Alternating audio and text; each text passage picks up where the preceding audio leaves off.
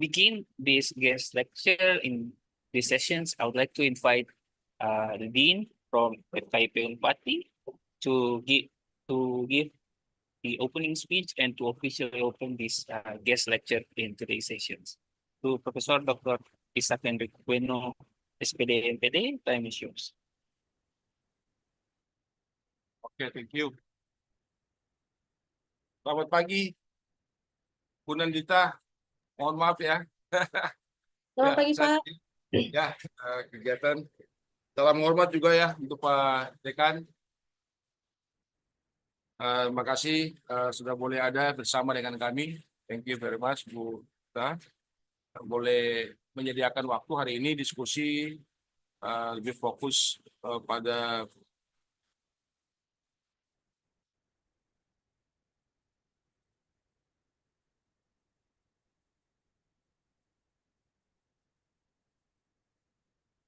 kemampuan membaca ya untuk ada dalam kuliah tamu di hari ini. Assalamualaikum warahmatullahi wabarakatuh. Salam sejahtera bagi kita sekalian. Om Swastiastu, Namo Buddhaya, dan salam kebajikan. Nah, Selamat pagi, Pak. yang kami hormati, mohon maaf ya saya ini karena supaya semua bisa paham, sudah siapkan lebih fokus untuk Siapa? Bu Nandita untuk memberikan materi di hari ini.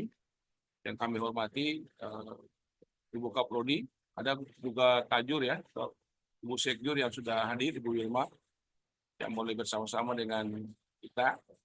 Kemudian Bapak Ibu dosen, Bapak Ibu dosen Program Studi Pendidikan Bahasa Inggris yang kami hormati, dan juga para mahasiswa semua ya, yang boleh ada bersama-sama dengan kami dalam kuliah tamu di hari ini. Selamat pagi buat kita semua. Good morning, Ibu Randita. Kita boleh bersama-sama dengan kami bisa ada di fakultas kami, Fakulti of Teacher Training and Education Universitas Patimura, boleh memberikan materi untuk kita semua di hari ini. Mudah-mudahan bermanfaat bagi kita sekalian, dan kami juga berterima kasih on behalf of academic student and staff. We are coming you to our campus, the Faculty of Teacher Training and Education di Universitas Patimura. Jadi kita sebenarnya ada kerjasama dengan universitas yang ada di Bengkulu ya, Bu Nandita ya. Jadi saya sudah bangun kerjasama, mudah-mudahan bukan saja kuliah tamu, mungkin ada riset kolaborasi atau juga ada pengabdian. Itu yang kami berharap Ibu, sehingga tidak sebatas hanya pada PKS tapi atau IA, tapi kami berharap juga sebenarnya untuk lebih fokus juga pada kita punya pengembangan ya, terutama perguruan tinggi, riset, dan pengabdian pada masyarakat. Itu yang kami berharap, dan mungkin salah satu sebenarnya ide yang nanti Ibu sampaikan ini terkait dengan kemampuan membaca ya. Ini mungkin hasil penelitian yang sudah pernah dilakukan ya. Mudah-mudahan ini menjadi satu penelitian bersama nanti, dan akan dilakukan oleh Program Studi Pendidikan Bahasa Inggris FKIP dan Program Studi Pendidikan Bahasa Inggris pada Universitas Bengkulu ya, Ibu Andita. Sehingga yang kami berharap bukan hanya fokusnya pada kuliah tamu, karena bagi kami kuliah tamu ini adalah salah satu bagian daripada implementasi kerjasama. Mungkin nanti juga journal lecture yang kita lakukan, riset kolaborasi maupun juga kajian. Ataukah bisa saja jadi misalnya pertukaran, jadi student exchange, atau mungkin pertukaran juga dosen, bisa secara daring, pertukaran pembimbing atau mungkin penguji ya, kalau tidak pembimbing penguji. Ini artinya bahwa lebih fokus pada implementasi kerjasama, yang kami berharap seperti itu, sehingga benar-benar ada manfaat daripada kerjasama yang kita lakukan. Apalagi suasana kita sekarang kan suasana yang akademik, yang memang bisa kita lakukan kapan saja karena bisa menggunakan dua ya. dengan dua cara, bisa menggunakan daring atau luring, model dua-dua atau hybrid, silakan saja Ibu Kaprodi. Harus kita lakukan supaya benar-benar antara Universitas Bengkulu dan Universitas Patimura fokus pada program studi pendidikan bahasa Inggrisnya itu ya benar-benar kita terlihat ada kerjasama yang saling menguntungkan. Ya, gitu Ibu Nandita ya. Kami berharap mudah-mudahan kegiatan yang kita lakukan ini salah satu yang benar-benar mahasiswa sekalian yang boleh dapat mengikuti kegiatan kuliah tamu di hari ini. Ini adalah bagian salah satu kita punya bentuk implementasi. Saya kemarin sampaikan ke Ibu Kaprodi. Ini salah satu. Jadi harus ada beberapa kegiatan-kegiatan yang kita lakukan sampai kepada kita punya penelitian bersama, ya penelitian bersama. Mungkin saja Ibu Nandita dan teman-teman mungkin ya punya pengalaman di luar negeri yang bisa kita kolaborasi bersama supaya kita lakukan juga penelitian ya bersama, kolaborasi internasional, bukan saja nasional tapi internasional yang harus kita lakukan. Itu yang saya inginkan dari program studi ini sehingga benar-benar FKIP Universitas Bengkulu dan FKIP Universitas Patimura dalam hal ini adalah program studi pendidikan bahasa Inggris ya bisa yang kita inginkan targetnya itu akreditasi unggul tuh Bu Nandita kan bahasa Inggris unggul ya di Bengkulu unggul kita belum juga, ya. Pak. Oh, belum juga. Ya, ini sama-sama kita belajar supaya untuk memperbaiki. Nah, saya berharap kegiatan-kegiatan yang kita lakukan ini, Bu Nandita, salah satunya. Ada juga FGD bisa kita lakukan, ada round table-nya, lokakarya, workshop-nya, atau kita lakukan kegiatan seminar nasional atau internasional conference ya.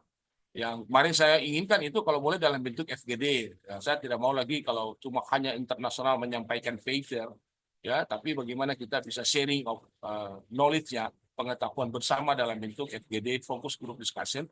Itu yang saya inginkan, Ibu Anggita, sehingga benar-benar ada beberapa ide-ide yang muncul, ya, sehingga kita sama-sama mungkin belajar untuk saling melihat kita punya kekurangan-kekurangan jika dibandingkan dengan program-program studi yang ada bahasa Inggris yang ada di Indonesia.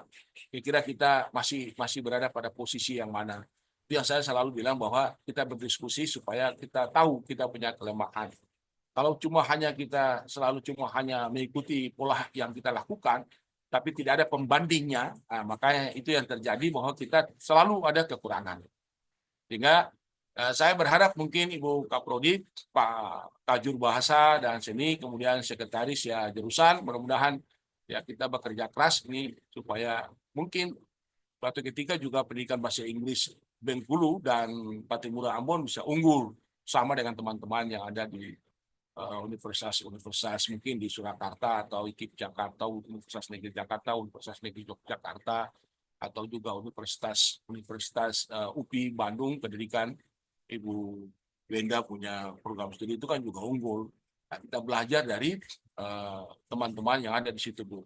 Sehingga saya lakukan kuliah tamu ini walaupun kita efisiensi anggaran, saya sebenarnya kepingin kita tidak boleh lagi dalam bentuk daring, harus luring. Tapi karena efisiensi, ya saya juga ya ingin ini jangan diganti, ini kegiatan-kegiatan akademik di luar perkuliahan yang harus kita lakukan secara bersama.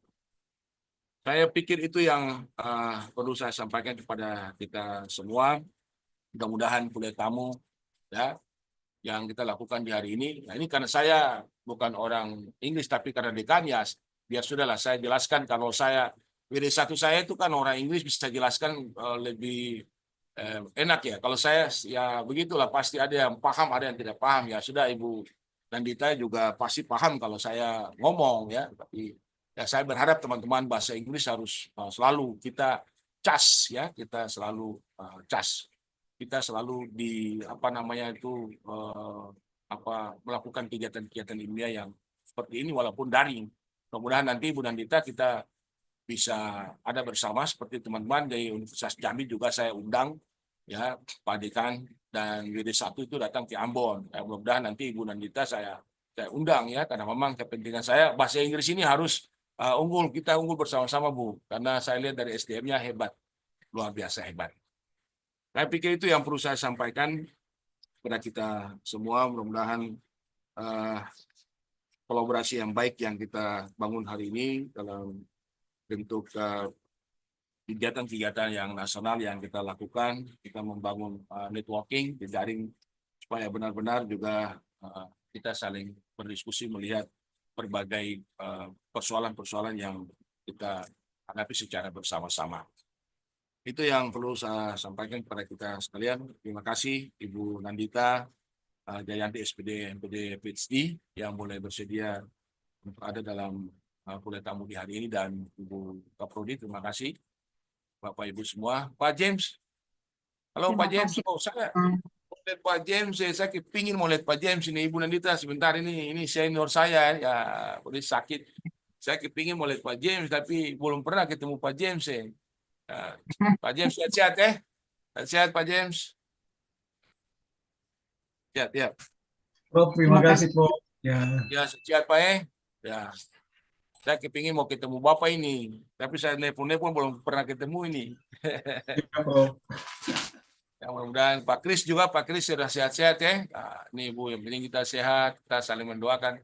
Pak, kita semua Terima kasih sehat-sehat. Prof. Ya, Maka yang diberikan ini kita jadi guru ya, dosen itu harus benar-benar sehat Pak. Bapak sehat-sehat ya. Ya. Dan dengan memanjatkan puji dan syukur kepada Tuhan Yang Maha Esa ya, saya membuka kuliah tamu di hari ini ya. Temanya menarik. Ini enhancing ya, reading and linguistic awards for English language learners ya. Jadi kalau terjemahan dia ini untuk meningkatkan kemampuan membaca. Jadi kemampuan membaca sebenarnya itu salah satu yang sekarang Ibu Nandita yang harus kita terapkan. Jadi saya sebenarnya inginkan ya, memang kemampuan membaca itu sebenarnya rendah sekarang. Jadi sehingga kita punya keterampilan dasar, skillnya itu untuk literasinya itu rendah. Jadi Ibu Nandita, jadi mesti dipaksakan anak-anak sekarang membaca. Saya bilang buka prodi, sebelum semua dosen, sebelum kita ngajar, ya mungkin waktunya kita pakai 20 menit untuk anak-anak itu membaca, readingnya. Ini yang harus kita terapkan. Hal-hal yang sederhana sebenarnya ini yang kita lupakan. Ya, kita lebih fokus untuk mengejar target untuk untuk menyampaikan materi, tapi kita lupa anak-anak kita ini sebenarnya mesti diasah. Karena itu ya saya berharap dengan materi hari ini meningkatkan kemampuan membaca dan kesadaran linguistik ya bagi pelajar, ya bagi mahasiswa lah. Bahasa Inggris itu penting sekali. Jadi reading, writing itu sebenarnya penting. Jadi orang membaca dan orang menulis sebenarnya itu dia ada korelasinya itu dengan kita punya ya ingatan. Itu jadi belajar anak untuk bagaimana mempertajam dia punya kemampuan berpikirnya sehingga nanti dia ada korelasi antara literasi dengan numerasi. Itu yang saya inginkan untuk kita selalu ada dalam kegiatan-kegiatan seperti ini. Jadi bukan saja di hari ini. Tapi itu secara resmi saya buka, mudah-mudahan kegiatan kuliah tamu dapat berjalan dengan baik. Tuhan Yang Maha Kuasa selalu menyertai dan memberkati kita semua, melimpahkan kita berkah. Ya, kita menjadi berkah bagi banyak orang. Ibu hari ini juga Ibu Nandita memberikan berkah bagi kita semua. Ya, menyampaikan materi, kita diskusi terkait dengan enhancing reading and linguistic awareness-nya ini, mudah-mudahan dapat bermanfaat bagi kita semua, lebih khusus mahasiswa. Ya, saya itu mahasiswa ini sebenarnya masih kurang Ibu Ocha. Mem Ocha masih kurang mahasiswa. Bahasa Inggris ini mahasiswanya terbanyak nomor 3. Bahasa Inggris ini Ibu Nandita mahasiswa terbanyak dari 17 program studi. Kurang lebih mahasiswa bahasa Inggris ini kurang lebih itu 600-an. Kurang lebih 600-an. Dari jumlah mahasiswa yang paling pertama itu PGSD 1.100, turun Penja 900-an, bahasa Inggris itu posisinya yang ketiga 600-an. Kemudian ini mahasiswa selalu diasah mengikuti kegiatan-kegiatan ini supaya belajar. Ya ini yang saya selalu bilang, ini belajar bermakna, meaningful learning-nya. Jadi belajar bermaknanya itu dapatnya di sini. Ya, kita mendapatkan informasi-informasi terbarukan. Saya selalu bilang Ibu Nandita, kita tidak bukan cuma school knowledge-nya, tapi action knowledge-nya itu paling penting sekarang. Bukan school knowledge-nya. Pengetahuan itu dapat hanya di kampus atau sekolah. Kita dengan lewat kegiatan-kegiatan seperti ini yang saya maksud, action knowledge-nya itu penting sekali untuk mempertajam mahasiswa kita untuk berpikir. Bahkan kita juga dosen. Saya mohon maaf Ibu Nandita, saya ikut sebentar, tapi setelah itu Ibu lanjut nanti. Kebetulan saya juga ada kegiatan kreativitas mahasiswa. Saya melihat mahasiswa presentasi, Dan mungkin silakan saja Ibu mau pakai dua bahasa, silakan. Tapi untuk bahasa Inggris silakan saja supaya saya juga ikuti. Ada Pak Wiri satu mungkin ikuti juga. Pak Wiri satu ya. Pak Wiri satu, halo Pak Prof. Pak Prof Carol. Belum ikut ya? Ya, ya, terima kasih. Semoga kegiatan kuliah tamu ini dapat berjalan dengan baik dan kita mendapatkan informasi-informasi terbarukan bagi kita semua dosen dan mahasiswa lebih khusus untuk pengembangan kita punya ya bidang keilmuan. Terima kasih. Wassalamualaikum warahmatullahi wabarakatuh. Salam sejahtera bagi kita sekalian. Shalom. Om Swastiastu. Shalom. Thank you, Pak Henry. Thank you very much. You're welcome. Thank you, Pak Dekan. So for today's guest lecture, as you can see on the background, it's about the enhancing reading and linguistic awareness for English language learners. But before we dive deep into the sessions, I would like to introduce our speaker for today's lecture. So previously, we had the longer versions of the summary from our speaker, but now I'd like to read the shorter versions of the introductions. So our speaker, Fernandita Gusweni Jayanti, also known as Weni, is a lecturer at English Language Education Department at Universitas Bengkulu for more than 10 years. She has been preparing future English teachers and conducting some research projects related to English learners and teachers. Her educational background is she had the Doctor of Philosophy, graduated in 2024 from Schools of Education, University of New South Wales, Australia. In 2014, she graduated from the English Language Education Program from Malang State University, Indonesia. And in 2011, she graduated from Bachelor of Education from English Language Education Program at University of Bengkulu, Indonesia. And her research areas include English language and literacy education, teacher education, teacher cognitions, and learners' learning motivations and strategy use. So without further ado, I'd like to give this opportunity to hear and also to learn from our outstanding speaker, Ibu Weni Jayanti, PhD. Time is yours.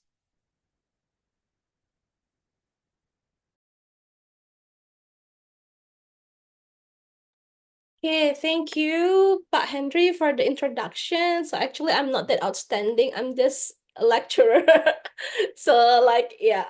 So I'll just be sharing some of the things that I've known about reading and linguistic awareness. Like, I believe if some of the audiences are teachers, I believe that they must know better about how to bring this linguistic awareness in the classroom.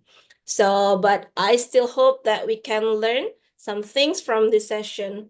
So without further ado, allow me to share my screen.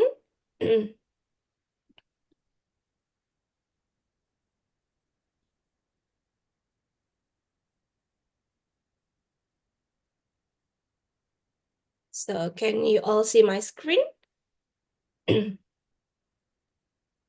Yes, Ibu. Yes, So, yes, ma'am. okay, Yes, very good. ma'am. Thank you. It's already there, ma'am. Okay, very well. So today we're going to talk about the relationship between linguistic awareness and how this linguistic awareness can help our students to comprehend English reading better. So before that, perhaps I'd like you to scan this barcode, and then to answer the questions, what comes to your mind when you hear the word reading? Can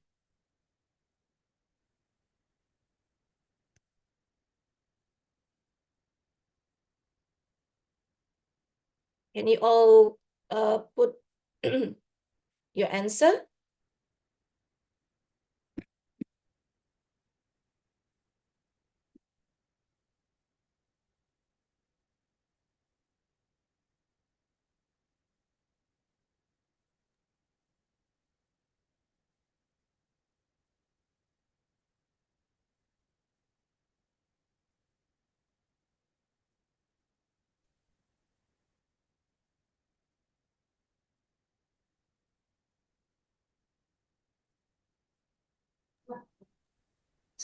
Okay, just Winnie, maybe you can show the QR code once again. all right.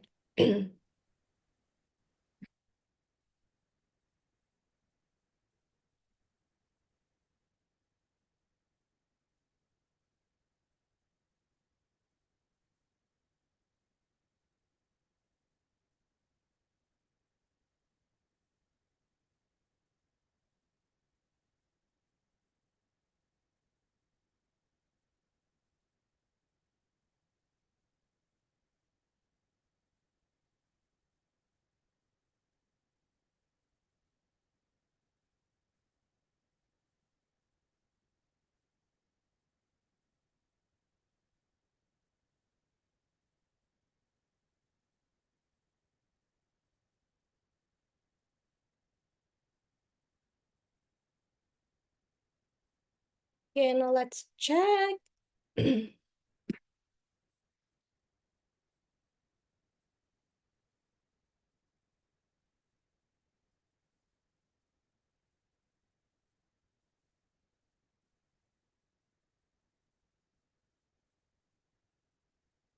So here are the answers. So when we hear the word reading, you will be thinking about comprehensive.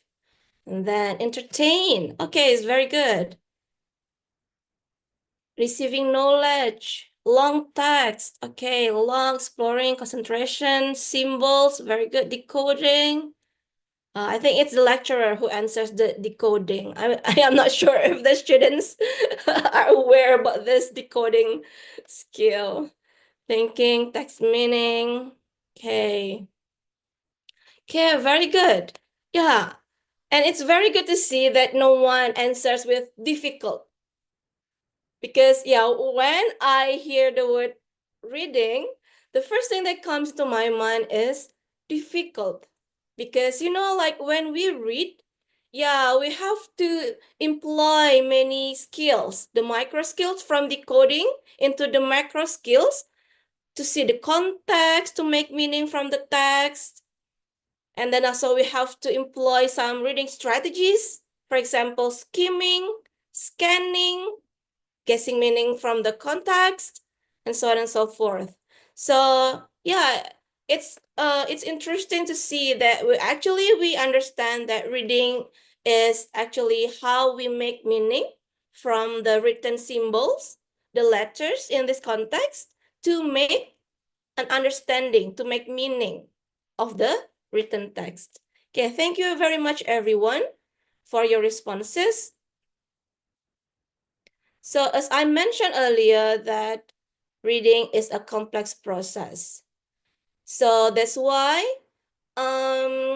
it's not surprising to see that our students are struggling to comprehend a text. So reading is not only difficult for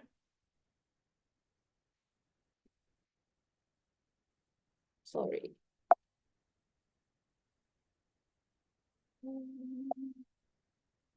I think my okay,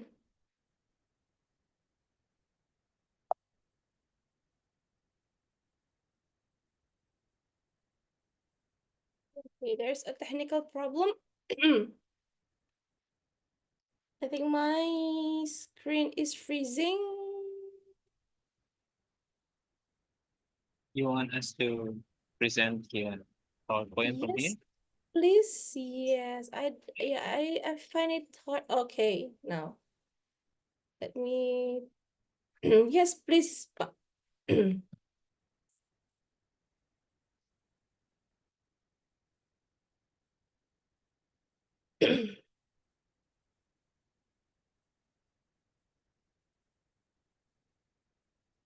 Yes, so reading process is complex, and so students always find reading difficult. As you know, like even reading in our first language in Indonesian, to comprehend a text is quite difficult. Moreover, for our students who are learning second language, English as second or foreign language, reading is, yeah, a very difficult task for our students. But then this difficulty might be because first, our students' linguistic ability And also some parts of the difficulty in reading might be caused by our students' lack of knowledge of the reading content. So there are possible things that can cause the difficulties in reading. But today we're going to talk about how to help our students, our English learners, to better comprehend a text by helping them to have this linguistic awareness. So now on the next screen, please. When we talk about linguistic awareness that is involved in reading process, I'd like to talk about phonological awareness, orthographic awareness, morphological awareness, syntactic awareness, semantic awareness, and pragmatic awareness. We will go through each of these linguistic aspects one by one and see how this linguistic awareness can help our students in reading comprehension. Next, please. So phonological awareness is the ability to recognize and manipulate the sound structure. So phonology is the sound, the smallest unit of language. So perhaps when we talk about phonological awareness, it may be very relevant when we talk about early readers, like students who are really starting to learn to read. Ya, ini mungkin kalau masih tahap-tahap awal membaca yang benar-benar masih pengenalan huruf begitu ya Bapak dan Ibu. So it's very important. So it means that they can differentiate different sounds. Jadi mereka bisa membedakan, oh kalau yang bunyinya ceh itu tulisannya seperti apa, kalau yang tulis bunyinya keh itu tulisannya seperti apa, seperti itu ya Bapak dan Ibu. So it's very important for decoding. So decoding is the process when we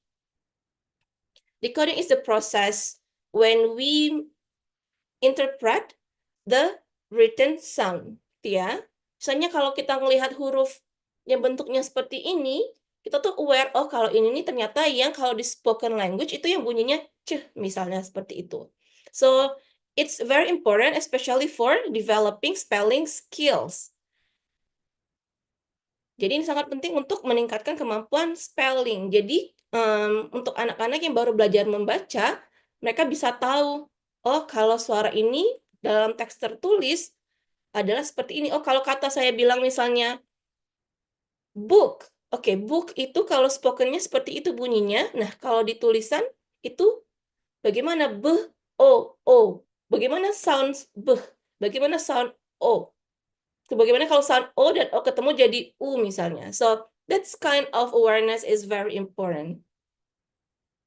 So perhaps we can ask our students which word begins with the same sound as map.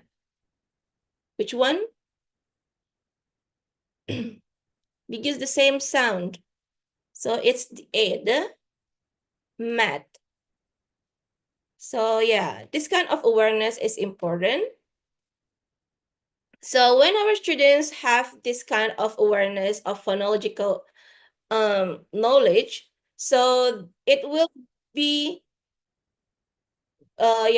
reducing their effort on time on decoding. Okay, next. Now let's talk about orthographic awareness. So I think this kind of linguistic awareness is specific to reading skill because it is the ability to recognize and process the visual representations of words. Nah, kalau orthographic ini berarti kita bagaimana bisa membuat students kita itu mengerti bagaimana sih kalau kata ini dalam tulisan itu bentuknya seperti apa. Nah, di sini juga kita membuat students, our English learners, know the spelling patterns, know the capitalization, know the punctuation. So it's very important for our students. For example, so they know that the word PH in written is actually sounded as in spoken language. So for example, they know that the word the word no the letter C and K usually follows a short vowel, for example. So, for example, another example, they know that V as the end cannot come alone. So they must expect that V at the end must be followed by E. So this kind of awareness make it easier for them recognize the words. You know, like when we read a text, our eyes will automatically scan the words in the text. So like it would be very helpful if we, with our eyes, can stare at the words and the phrases as much as possible. Okay, so like the common reading speed for high school students are between 150 until 200 words per minute. So that's if I'm not mistaken. For university students or higher level students, it's about 200 until 300 words per minute. So it's very important that our students can recognize the words at that rate if we want them to have this reading fluency. So this kind of orthographic awareness can really help them to read at efficient rate. Jadi bisa membaca dengan kecepatan yang cukup, seperti itu ya Bapak dan Ibu. Nah, dengan mereka sadar punya orthographic awareness, mereka bisa tahu nih kalau ada kata-kata yang misalnya di-spell dengan mirip-mirip seperti itu, kayak hide, light, night, itu mereka tidak susah lagi untuk decodingnya, untuk mendecode. Gitu ya. Jadi, they can have more time to understand the text. Mungkin bagi kita yang emang belajar bahasa Inggris itu dari usia yang sudah bisa membaca, sudah tahu huruf-huruf, mungkin kita tidak struggle dengan fonetik dan orthographic ini. Tapi ketika kita mengajari very young learners yang baru banget belajar membaca, mengenali sound dan huruf, this kind of phonetic and orthographic awareness is very important. Gitu ya Bapak dan Ibu. Nah, this kind of awareness is also important for their spelling and also their writing skills. Seperti itu. Next. Now let's talk about morphological awareness. So I think it's very familiar for us. I believe that if you are English language education department students, you must be learning about morphology. So morphological awareness is the ability to think about language's smallest unit of meaning, that is morphemes. Kalau phonology tadi kan smallest unit of language, but it's meaningless. But when we talk about morphology, we talk about smallest unit of language that has meaning. That's what we call as morpheme.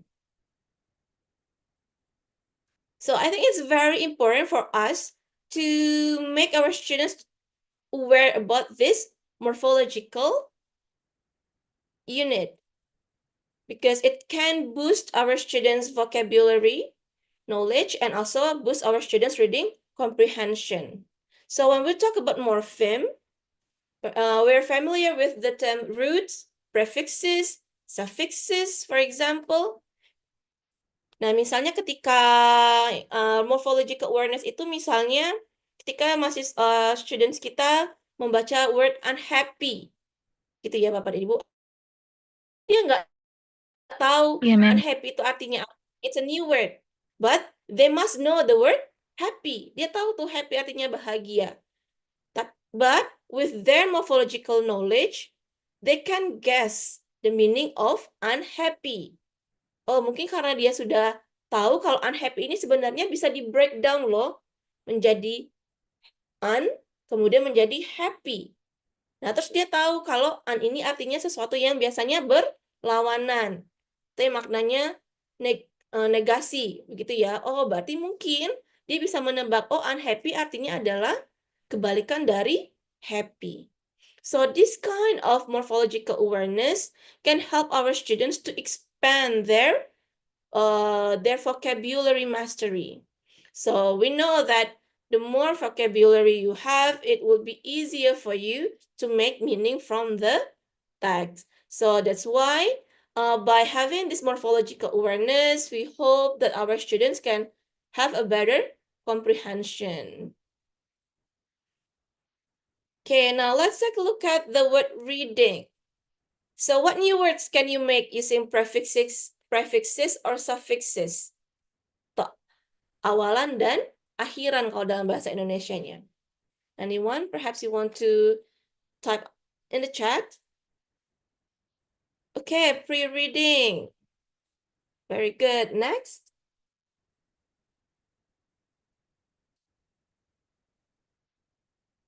Reader. Okay. What? Thank you, Miss Tessa. Kayaknya cuma Miss Tessa aja ini yang following. What are the words?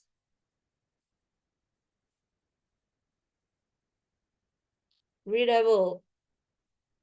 Readable. Anyone else wants to join us? No one?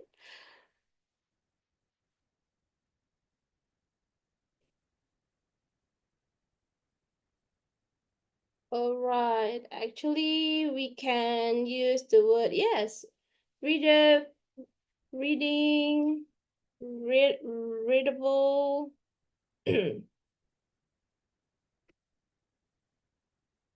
Reread, yes, very good. Unread, good. Yeah, so as you can see, oh, impossible. Yeah, rereading, unreadable. See, you see, like just from one word, we can teach our students to expand their vocabulary. Because like just with one prefix or suffix, it can have different meaning. Okay, very good. Thank you, everyone. Now let's move to the next linguistic awareness. Let's talk about syntactic awareness. So when we talk about morphological awareness, we talk about morpheme, but word. When we talk about syntactic awareness, we talk about the relationships among the words in a sentence. So yeah, we have to make our students to be aware of these relationships of words in a sentence. So it means that we have to make our students aware that each word has different role in a sentence. Yeah, for example, like there's a word that has a role as the subject. There's a word that has a role as verb. Okay, and then also we have to make our students aware with the structure. So which comes first, for example, in an active sentence? Subject first, and then the verb after the subject, and then the object, and then the passive sentence structure. For example, like the object first, and then so on and so forth. So our students' awareness of these patterns of words in a sentence will really help them to understand a text. For example, if they know, like if it is an active sentence, the subject must come first. So it means that they know, oh, it's active, so it is the subject. Oh, it's passive sentence. So passive sentence means that the first word is not the subject. So another example, as you can see on the screen, after the boy who was wearing a red cap fell, the teacher called an ambulance. Okay, our students who has this syntactic awareness will know that who was wearing a red cap is a relative clause that describe the boy. And then they will understand that after the boy fell, so it's introductory adverbial clause. For the main clause, the teacher called an ambulance. So when they know the relationship among the clauses, they can correctly assign the meaning and relationships. So it's the boy who fell and the teacher who took action. If they don't have this kind of syntactic awareness, they may understand that the teacher who fell and the boy who called an ambulance. It is very possible. So it is very important that our students understand the relationships of the words in a sentence. So it will help our students to distinguish between the main ideas and the supporting details in a longer text. And then also it will Ada support harus longer. our students' reading fluency. Mana?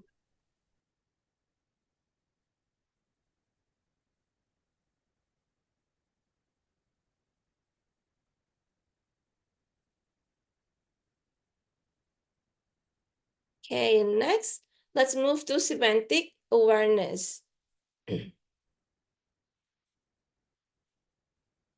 All right. Okay, semantic awareness is the ability to recognize and manipulate the meaning of words, phrases, and sentences. So we know that words have meanings. So when we talk about semantic, perhaps you remember we will talk about antonym, synonym, hypernym.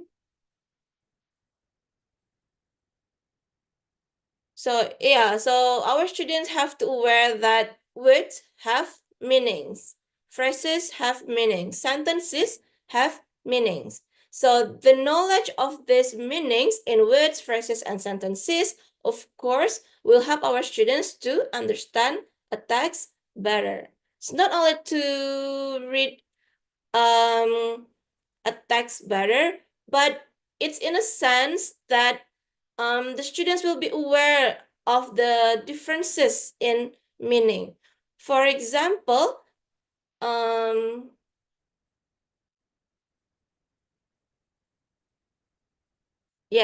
okay, can we move to the PowerPoint presentation?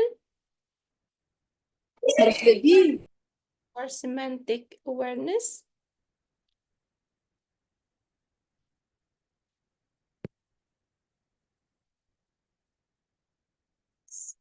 Semantic awareness, please.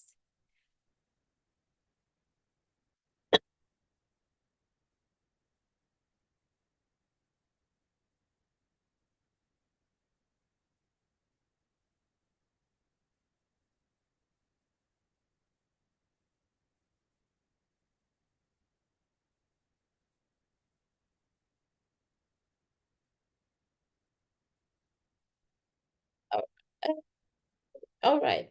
For example, the bank of the river was covered in grass. So when our students are aware that bank doesn't only mean the place where you put your money, so they can understand this sentence well. So here, bank doesn't refer to a financial institution where you put your money, but bank here refers to the side of a river. So this semantic awareness are very important for our students so they can have a good inferential skill or strategy, like make logical guesses about unfamiliar words and connect them to non-concepts. For example, here, our students can guess the meaning of a bank from the textual clues around this word bank. So perhaps they can guess, it's river. So it might be something around the river or related to river. So this kind of semantic awareness are really important for our students. Okay, so our students are not only taught to recognize words, but they also should be taught about the differences in words meaning. Okay, next. Now let's take a look at the picture. So if you see the picture, there are only 3 words: sail, baby, and then toddler. But You'll need to unlock your iPhone first. can you understand that? I believe you understand that it means that for sale, the ones that are for sale is not the baby and the toddler, right? We can understand that the ones for sale are perhaps the clothes for baby, appliances for baby, the toys for baby and toddler. So with our pragmatic awareness, we can understand even the word that is not present in the text. Yeah, even though the word clothes or toys are not in the picture, not in the picture that we can see, no letters that say clothes, that says toys, but we can understand what it means. So pragmatic awareness is about our understanding of the meaning of a sentence that is beyond the words themselves.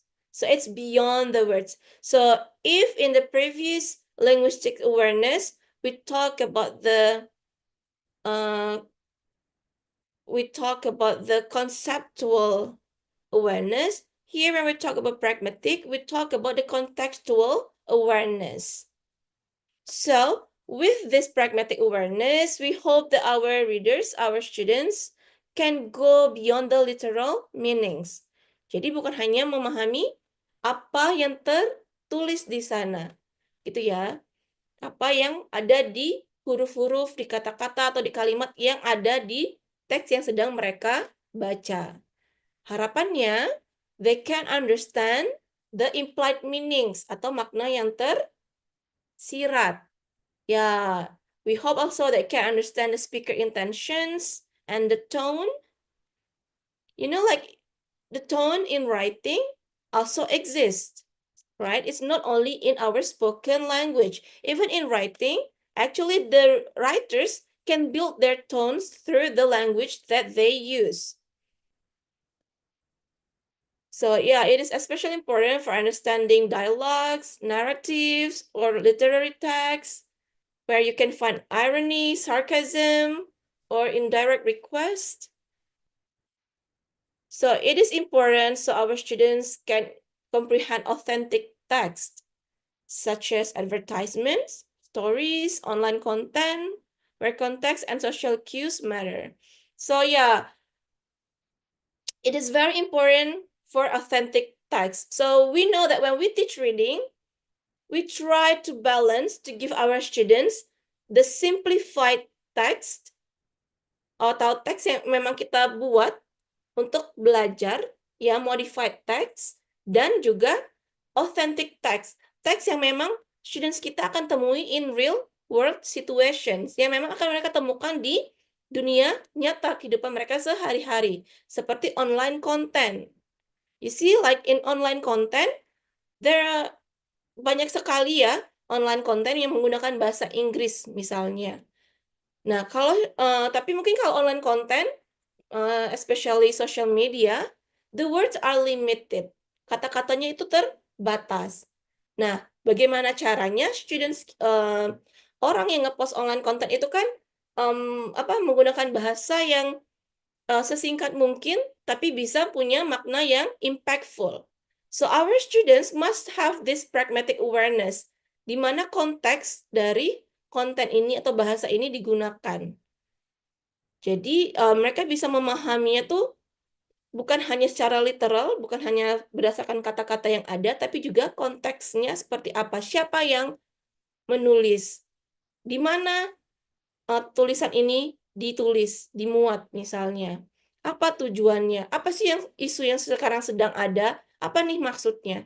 Nah, kita ketika mengajarkan reading harus sampai ke sana Bapak dan Ibu. So it's very important for us to make our students aware of these pragmatic aspects of written text. Okay, next. So for example, maybe mungkin mereka lagi baca novel. They're reading a novel and then they read this dialogue. Wow, you're so good at cleaning, said Jane, staring at the untouched dishes. Reader with pragmatic awareness understands. Students kita yang punya pragmatic awareness akan paham. Kalau Jane's words are sarcastic, kalau sebenarnya Jane itu sedang sarkas gitu ya, sedang sarkastik. Itu bukan pujian. You're so good at cleaning is not a praise. It's actually a criticism. So our students who understands this difference between literal meaning and the real meaning of this sentence can get the tone of the conversations. Gitu. Jadi dia akhirnya juga paham, oh, ternyata ada ketegangan nih antara Jane sama orang yang sedang diajak bicara. So the relationship is not good between the speakers. Hubungan antara pembacanya orang yang lagi conversing di teksnya itu tidak baik, tidak sedang baik-baik saja karena itu bukan pujian. Nah, students yang tidak punya pragmatic awareness bisa jadi misinterpret. Dia ngirain ini sebagai sesuatu yang, oh, dia dipuji, seperti itu. Gitu. So, they won't get the tension on the conversation. Dia ketika baca teksnya, dia kira itu sesuatu, nggak dapat tensionnya gitu ya. Padahal ada dua orang yang sedang conflicting misalnya. Tapi kalau dia nggak punya pragmatic awareness, they won't get it. Dia nggak akan ngerti kalau ini sesuatu yang conflicting. Now let's take a look at this example of the sentence. Oh, great, another meeting that could have been an email. What do you think? Is it a genuine excitement, or is it a complaint, or is it a request, or an apology? Which one do you think? The real meaning of this sentence. Yes, it's actually a complaint. Oh, very well. So all of you here already have this pragmatic awareness. Yes, it's actually a complaint. So this thing that we need to teach our students need to practice this kind of thing. So we've been talking about some linguistic awareness that we need to teach our students. Now you may ask, so how? What should we do in the classroom? So please move to the next slide.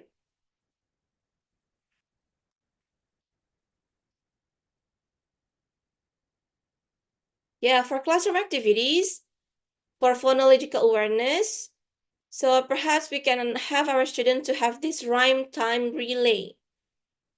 For example, like we have our students in teams, and then one student say a word, and then the next must say a rhyming word. So rhyming means like the end sound are the same. For example, like one student A said cat, so student B must say cat, and then what else, Bapak Ibu? Hat, cat. What else?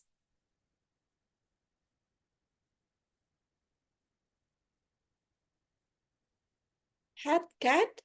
Can you find another word that's rhyming? Rat. Okay, good. Yes, pat, and so on and so forth.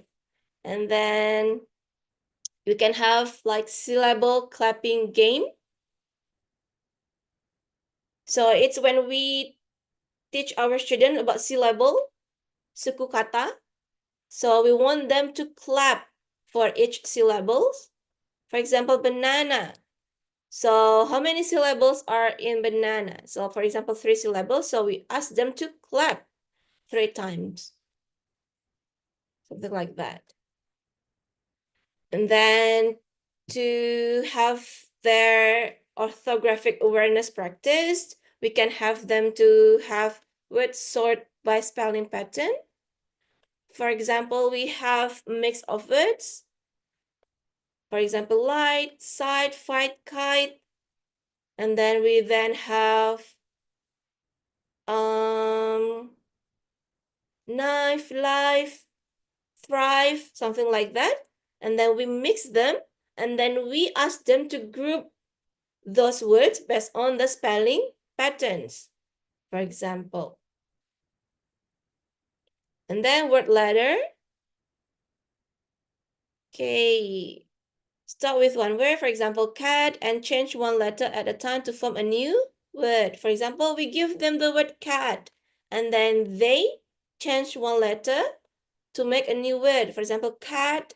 So they change the S sound into A sound. Cat become cut. And then the T sound become the P sound. Cut become cup.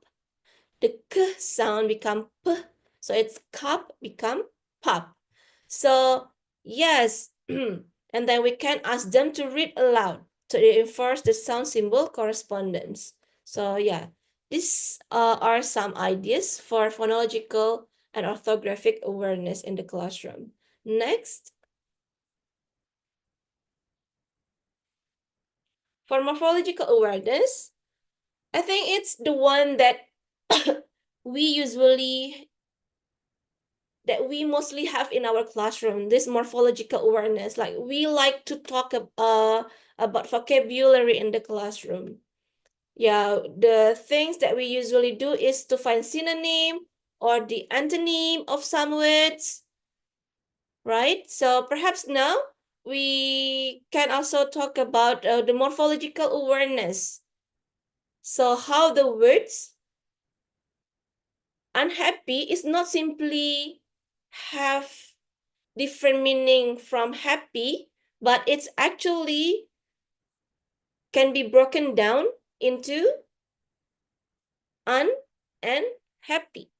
Gitu. Kalau biasanya kita cuma sinonim, antonim gitu ya Bapak dan Ibu, sekarang kita minta mereka untuk lebih aware kalau ternyata kata ini itu sebenarnya bisa dipecah-pecah lagi. Ada namanya root, ada namanya prefix, ada namanya suffix gitu. Dan bagaimana penambahan prefix atau suffix tertentu itu bisa mempengaruhi makna dari sebuah kata. So what you can do in the classroom is give students a list of words and then ask them to underline the prefix or the suffix of the word. And then another activity that we can do in the classroom is to have morpheme puzzles. For example, we provide the root words and the morphemes on cutout cards, and then we ask them to arrange the words and morphemes together to form a word. Berarti ini kan kalau misalnya Bapak dan Ibu provide ada 3 kartu yang ada ek, ada ri, ada ion misalnya. Terus nanti mereka susun jadinya apa? Jadinya reaction. Seperti itu. Next, about syntactic awareness. So, remember syntactic awareness means that they should be aware that there are structures for words in a sentence. So, what you can do in the classroom, ask the student to fix the sentence. I think it's something that we've been usually doing, right? So, we give them incorrect sentence, we ask them to fix the sentence. And then another activity that we can do is sentence type sorting.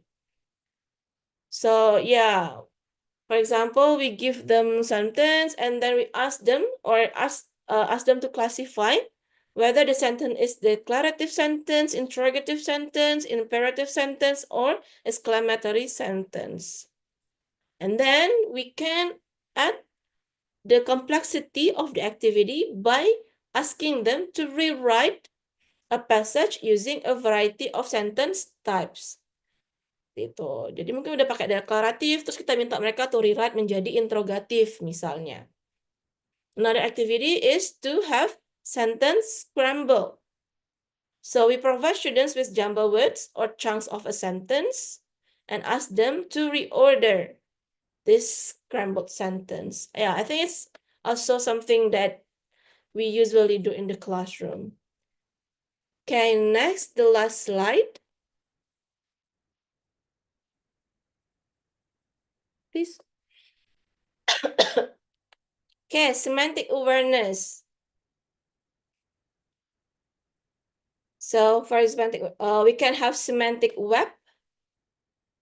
So for example, we have word run, and then we ask them to tell the synonyms, antonyms, collocations, and then yeah, different meanings of run. And then we ask them to draw it out as a mind map. Misalnya ada kata run. Run itu bisa jadi apa aja ya, misalnya run a race, run a company, run for a campaign, for example, dan sebagainya. Activity, multiple meanings match up. So what we can do, we list words with multiple meanings and example sentences, and then students match the meaning to the correct context. Misalnya, ada beberapa kalimat dan ada beberapa kata, misalnya katanya bat. Bat ini bisa sebagai hewan, bisa juga sebagai perlengkapan olahraga ya Bapak dan Ibu. Nah, jadi kita kasih kata-kata, kita kasih mereka juga kalimat-kalimat, mereka mencocokkan kata ini untuk konteks yang mana yang sesuai, dan mereka harus menjelaskan kenapa apa maksudnya, bedanya apa kata ini di kalimat yang berbeda, seperti itu. Ada juga semantic field expansion. For example, we start with a theme, for example, school, and then we ask them to write down related words. So when you talk about school, so write down words that you think are related to school. So they will say teacher, homework, desk, recess. So yeah, so they will know that some words have relations with other words. Next, let's talk about pragmatic awareness. I think this is the last one. Tone detective. So you show dialogue with different implied tones. There's sarcasm, politeness, anger, and then students label the tone and explain clues. Ya, jadi ada dialog yang dengan makna-makna tersirat, ya tone yang tersirat. Terus kita minta mereka untuk menentukan ini dialog ini kira-kira tone-nya apa ya? Apakah sarkastik, apakah politeness, dan sebagainya. And then response matching. So we give a situation and several possible responses. Students choose the most appropriate one for the social context. Contohnya, you interrupt someone by accident. Which response do you think would be best for the social context? The answer should be B. Oops, sorry. Okay, yeah. So response matching. Yeah, I think that's the end of my presentation. So which one do you think is the most interesting to be brought to your classroom? Yeah, I know like sometimes when we teach our students in real classroom settings at schools especially, we have questions. What are effective strategies for enhancing in students with diverse language backgrounds? Okay, so should I directly answer this question, or moderator, or you would like to collect some questions, or how? Okay, thank you very much, Ibu Winnie, for the presentation. So it's a really interesting topic. I highlight some of the things that you have been explained before about the linguistic awareness that can help in enhancing our students' reading awareness, and also some of the interesting classroom activities that we can incorporate it into our classroom activities. Some which can be developed by the teachers themselves, depending on the difficulty of their students. Some of these activities also can be prepped beforehand, and also there are activities that requires no preparations at all, meaning that they can instantly create ones within their classroom. And this is something that can be very beneficial, considering there are classrooms or even schools that have little to no supports in terms of teaching teaching aids that they can be used in their classrooms. And this is something that really interesting for me, and also for, I think, for the students that listen to your presentations. So I reckon we have one question coming from two questions from Sir James Hukom.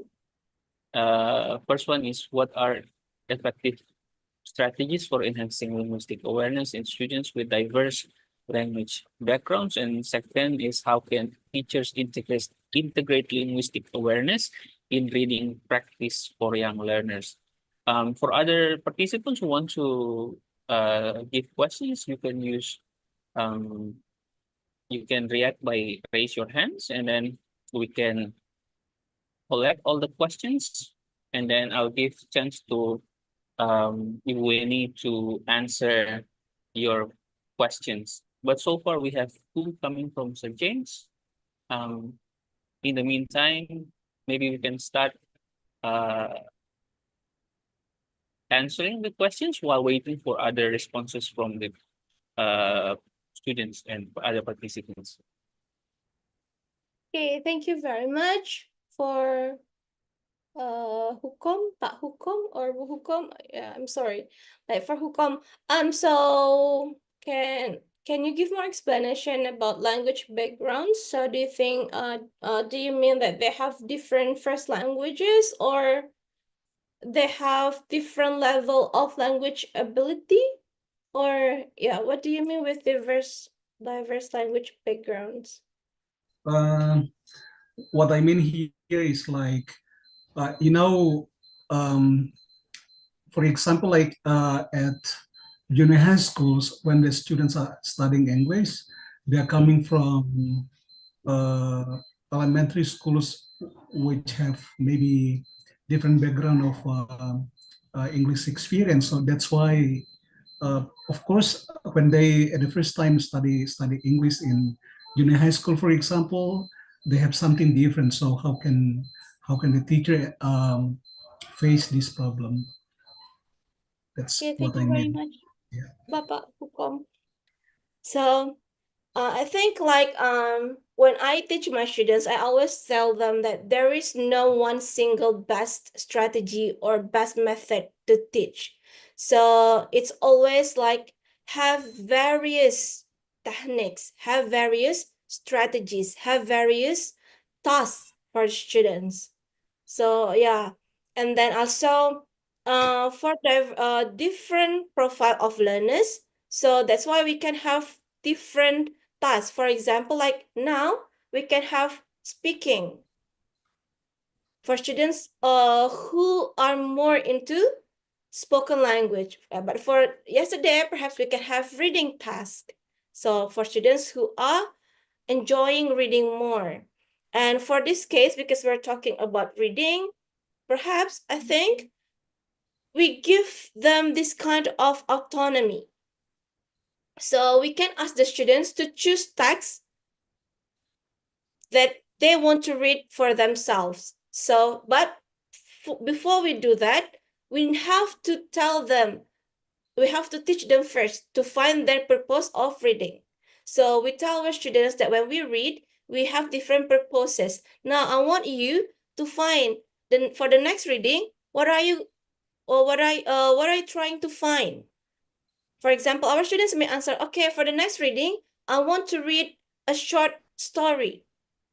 For other students, maybe, oh, for the next reading, I want to read an article about how to do makeup, for example. So we can allow them to have choices in the classroom to fit their reading purpose, and also to fit their level of proficiency. But before that, yeah, we have to guide them to find their purpose. We have to guide them to know their level of language proficiency. Jadi ya kita bisa minta student kita untuk bikin pilihan sendiri, bawa teks sendiri ya dari rumah misalnya. Tapi studentnya harus tahu dulu nih, jangan kita pokoknya bawa teks terserah. Kan itu yang kadang-kadang bikin bingung ya kalau terserah gitu, bawa teks apa aja. Tapi dia nggak tahu apakah itu sesuai dengan apa yang dia butuhkan, apakah itu sesuai dengan minat yang dia inginkan. I think giving students this kind of autonomy will be good. Ma'am Weni, what about this case? For example, like at certain schools where it consists of some students. Sorry, it has some students with a different of cultural background. For example, like some students are coming from, for example, like in Ambon, some students come from, are Bhutanese, some students are Japanese, and maybe other tribes from Indonesia, for example. So how can we, an English teacher, face this problem? Can we put them, or can we use what we call it uh, peer tutorial something based on students' background, or maybe you have something, to share with us? Yeah, perhaps like actually this cultural background can be our resources. So Uh-uh. yeah, for example, like this meeting, anyone wants to share any readings that is related to your culture, for example, or you as a teacher, we as a teacher can help our students to find the text that is culturally relevant for our students. And also with diverse learners, like it's also very good to always have this collaborative learning. So yeah, they can help each other, then can share with each other. Perhaps if it is in a bigger classroom discussion, they will feel hesitant. Or yeah, but in their small groups, they can be more freely talking to their friends and share and ask questions. Yeah, I think this thing can also help Yeah. our students in this diverse background. Thank you, Memo. You're welcome, Bapak. Okay, next question. How teacher use what kind of variety of different comprehension levels and language features? Different comprehension level. All right, yes. First, that's why, again, students' autonomy. So students can have control of their own learning. For example, today we're talking about narrative text in the meeting. Perhaps before the class, we can ask our students to bring their own text so that they think is more appealing for them to read. Or yeah, it is we as the teachers provide different texts. For example, we have 3 choices of text, and then we ask our students to choose which one they like to read. Or we can decide, for example. So the first thing I think when we begin a reading class to have this kind of assessment, so our students know their current level of ability, they know their preferred topics. We also teachers actually, it's very important for us to have this pre-assessment before we begin teaching our students. So we know like what our students like, and then yeah, their level of overall proficiency, the level of reading comprehension. So we can provide them with more choices in the classroom. But I know it's very hard to do this ideal work, to provide, for example, like 4 different texts and then 4 different activities at the same time, like, but then again, you can share the burden with your students. Yeah, like it can help our students to be more independent, to have more autonomy toward their learning. Mungkin awal-awal kita nggak bisa minta mereka langsung bawa teks dari rumah, tapi mungkin kita bisa kasih pilihan. Nah, seiring berjalannya waktu nanti mereka udah bisa menentukan sendiri.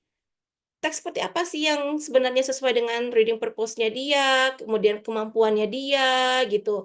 Nanti dia bisa kita minta buat activity sendiri.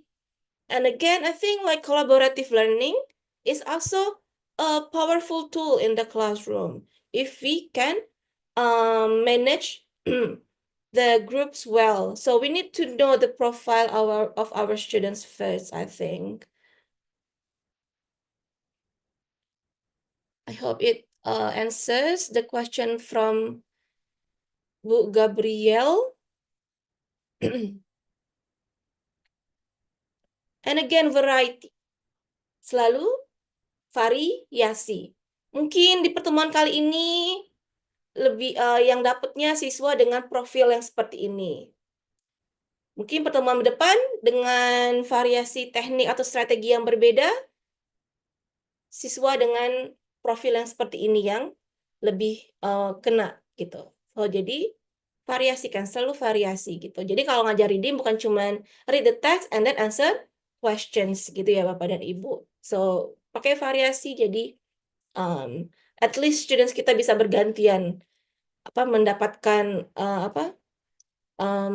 keuntungan yang lebih dari teknik yang kita bawa ke kelas.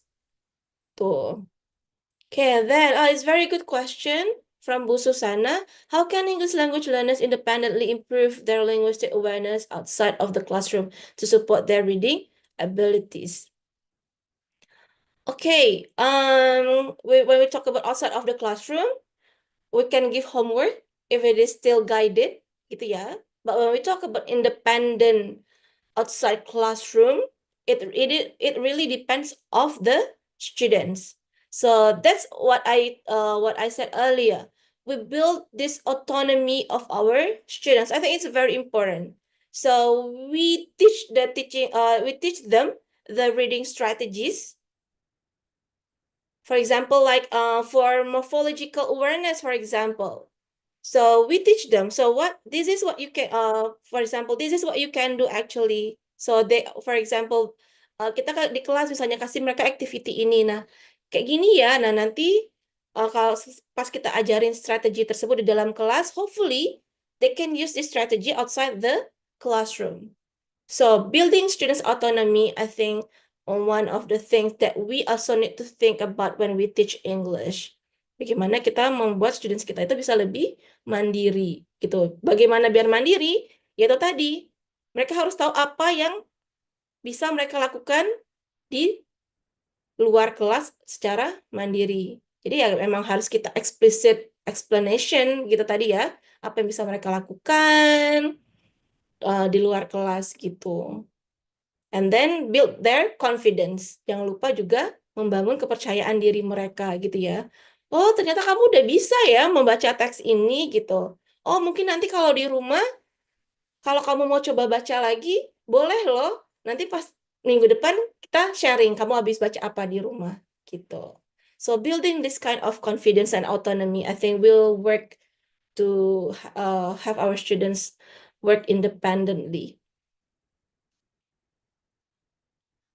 Okay, next from Pak Ikram. How does an individual student's ability to distinguish between semantic meaning and pragmatic meaning affect their comprehension and critical analysis of text, especially in complex reading materials that involve implicit or indirect language?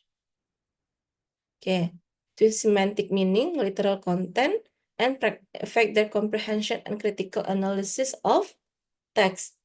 Kayaknya tadi itu udah ada ya penjelasannya di presentasinya. Ya, ada contohnya tadi bagaimana students yang punya semantic awareness, dia bisa membedakan, oh ini ternyata ini ada dua klausa ini dalam satu kalimat ini. Oh ini ternyata ini adalah subjek untuk klausa yang pertama misalnya. Oh ini adalah subjek untuk klausa yang kedua misalnya. So jadi mereka tahu, oh jadi ini subjek yang melakukan dan subjek yang ini di klausa yang kedua melakukan ini. Jadi mereka tidak terbalik misalnya subjek mana melakukan hal apa. Misalnya kalau dalam semantic meaning.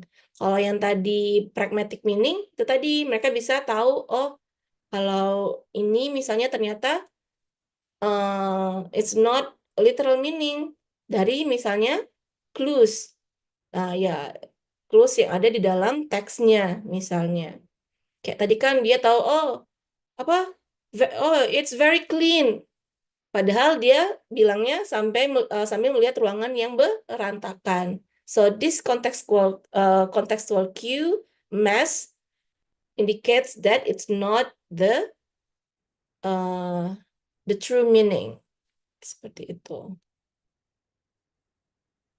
Is the improvement of reading skills always accompanied by an increase in linguistic awareness, or should the two be taught separately?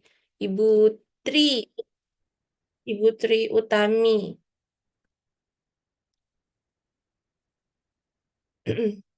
Waktunya sudah mau habis. Is the improvement of reading skills? Oke, sebenarnya reading skills and linguistic awareness itu hubungannya resiprokal. Seperti itu Bapak dan Ibu. Mereka saling berpengaruh. Gitu ya. Studi menunjukkan kalau reading skills students dengan better reading skills biasanya punya better linguistic awareness. Begitu juga students yang punya linguistic awareness yang bagus biasanya juga punya reading skills yang baik. Mereka saling mempengaruhi seperti itu. Dan harusnya mereka tidak taught separately di sini maksudnya seperti apa ya? Kalau kita when we talk about classroom context in schools gitu ya di sekolah itu semuanya diajarin barengan gitu ya. Misalnya kan pas kita lagi ngajarin reading, kalau di sekolah itu kan biasanya kita sekarang mostly masih genre based misalnya. Nah, biasanya kan kita ada ngomongin tentang language features. Ya, Bapak dan Ibu. Nah, mungkin di language features itu kita mulai untuk menjelaskan atau untuk meningkatkan their linguistic awareness. Seperti itu. Pak Henry, kita waktunya seperti apa? Lanjut aja atau Okay, I think we're coming to the last question coming from oh ya. Tami. Let me confirm.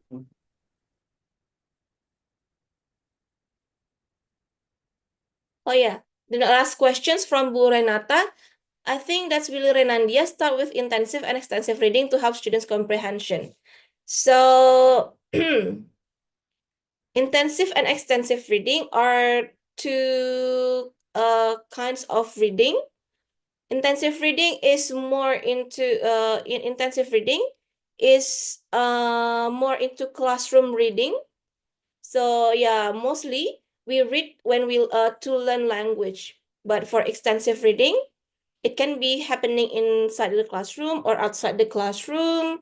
And yeah, it's usually for pleasure. Yeah, it's not related to it's not asked by the teachers usually. So yeah, these two activities usually what we teach our students, intensive and extensive reading. Okay. Okay, thank you very much, Ibu Weni. And also for the participants, thank you very much for paying attention and giving some of the response. And I think we have to limit the questions coming from participants, considering this is 12:45 in Eastern Indonesian time.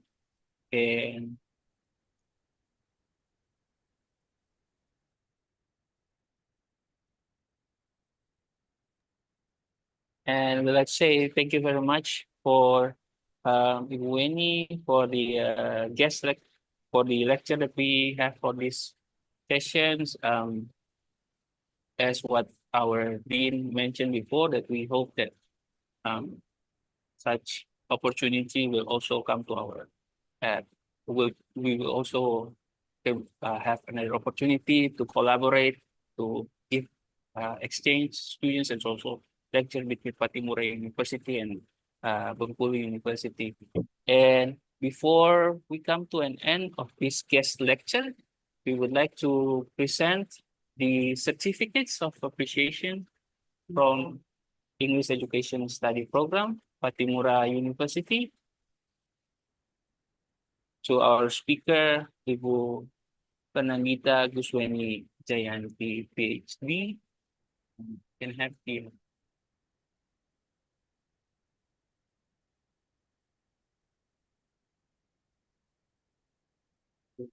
Can you also pin the Ibu Wen? Pin Ibu Wen. Thank you, Bapak dan Ibu.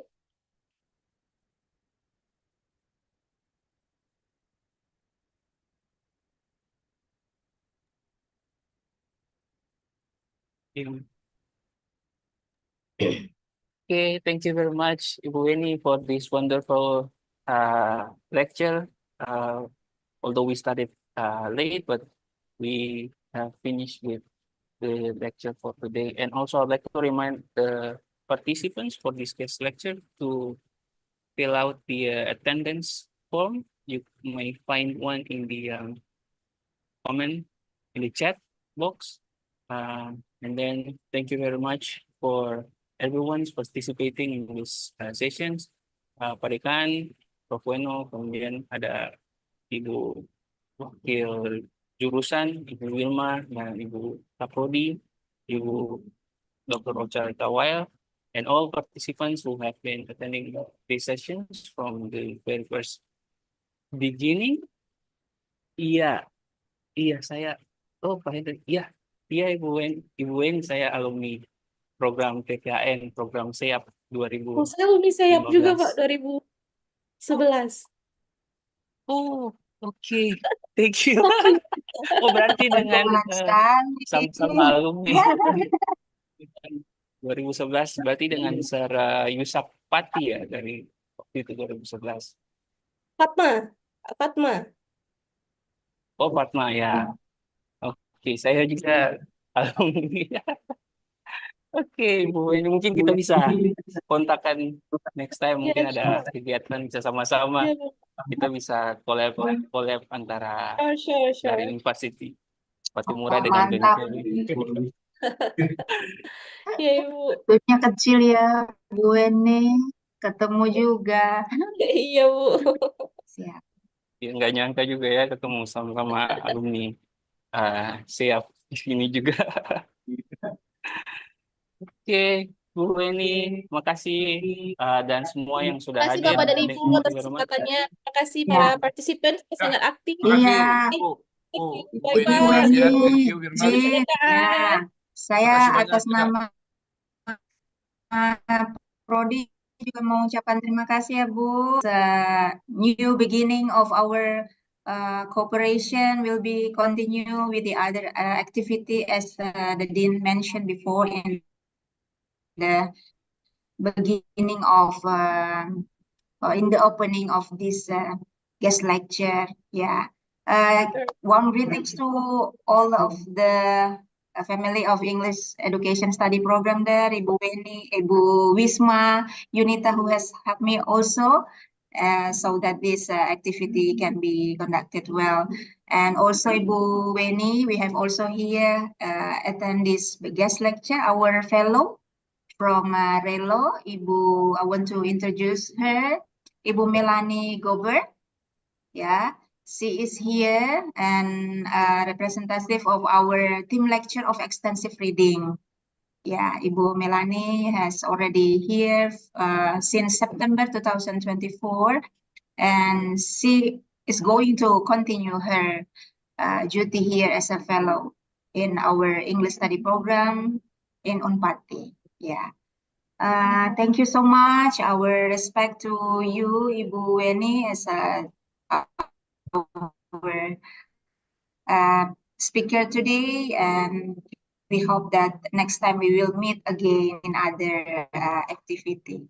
Thank you so much, Pak Dekan, Pak Hen, all the lecturers and the students also. Thank you, and see you on the next time. See you, Bapak dan Ibu. See you, ma'am. Thank you. Kasih semua. Halo, Bu Melan. Bu Melan, halo. Hello. Oh.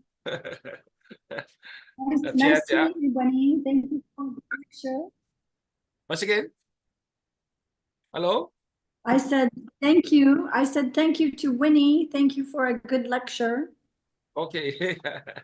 You're welcome, Melani. Pak Dekan, Iya. Ibu Thank Melani you, yo. nanti mau lanjut. Ya, ya. Lanjut Oke, sampai thank you. tahun depan, Makasih. Pak Dekan. Ya. Siap, ya. Terima kasih, Pak Dekan. Thank you Makasih semua. all. Ya. Pak Bapak, James, Ibu. Pak Kris, Pak You're Kris. welcome, ma'am. Pak Halo Pak Kris. James, Pak Kris. Pak Ma'am Kris. Feli, thank you sudah sempat hadir. Siap, Pak Thank Dekan. you. Ya. Thank you semua. Makasih Bu Enda. Bu Enda senyum terus tuh. Apalagi kita teman. Jenny tinggal, tidak boleh pindah-pindah. Ah, ingatan. Hey. Yang kasih pilih-pilih atau saya batamang lah. Ya, tinggal Terima jalan. kasih, Pak kasih. Dekan. Tidak usah kasih pindah Pak Dekan. Tetap Iya, aja di sini betul. Pak Dekan. Kita punya Itu teman sudah, Pak begini, Dekan, setuju. tidak boleh Bukan pindah, ditugaskan sementara. Pak Dekan janji.